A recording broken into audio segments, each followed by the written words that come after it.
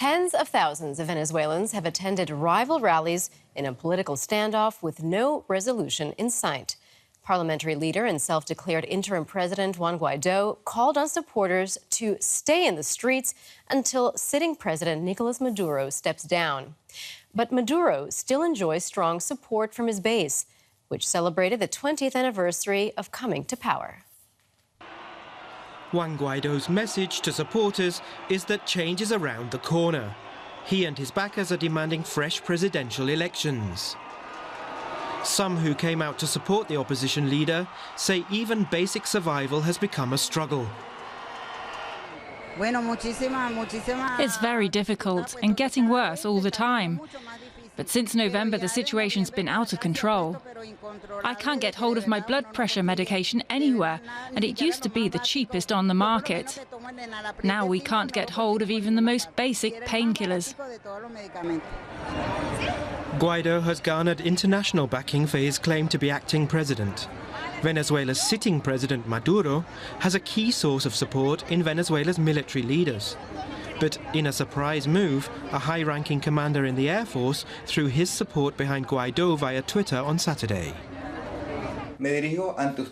I'm addressing you today to let you know that I reject the illegitimate and dictatorial authority of Mr. Nicolas Maduro. 90% of the armed forces oppose the dictator and support the Venezuelan people.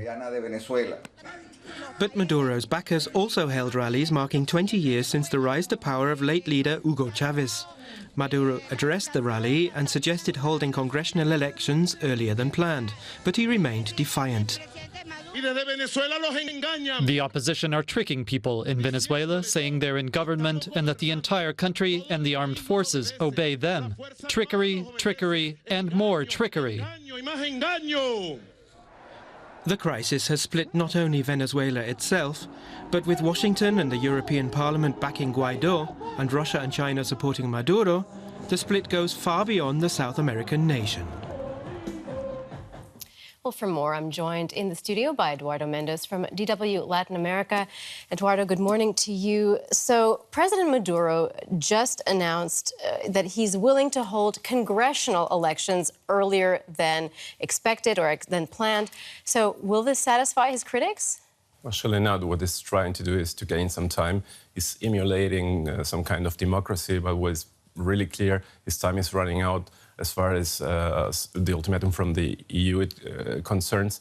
And the simulation of democracy, it just won't work, because if you look at the constitution of Venezuela, what Juan Guaido did is he is now the interim president as far as the constitution concerns, and so this gaining of time works maybe only for some blind leftists trying to see some democracy in all of this, but there's none.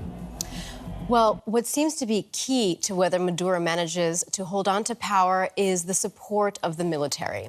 And just yesterday, we heard a Venezuelan Air Force general declaring his support for the opposition leader, Juan Guaido. So is this the beginning of the end for Maduro?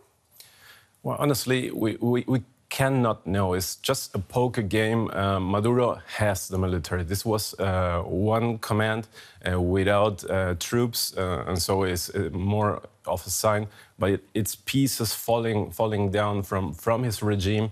And what Juan Guaido is trying to is to get support from the military. That's very decisive.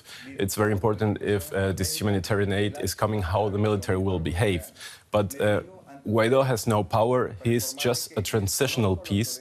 Hopefully, he's just transitional according to the constitution. And Maduro is holding on to the military, and the military is still holding on to Maduro. If you saw all these protests, we have seen the pictures right now, you see in the supporting of Maduro, lots of military. These are commanded troops going to this demonstrations. So there's no real people backing Maduro. You have some measure on how much support he has, and it's about 15–20%. So. All right, well, 15–20% and the military is also significant. Can you help us understand why Maduro continues to enjoy all the support from the army and from this 15 or 20% despite the awful economic crisis in Venezuela, people not having access to enough food, medicines? Why does he still hang on to this kind of support even? Well, I think it's at least two aspects to regard here. You have one historic, and he received the government from Hugo Chavez, and Venezuela is a poor country. And when Chavez arrived, he did a lot for the poor.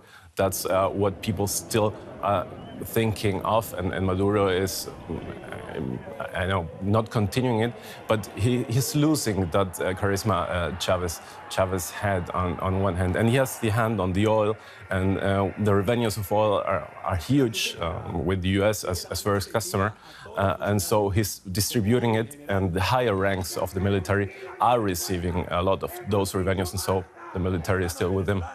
All right, Eduardo Mendez from DW Latin America, we appreciate it.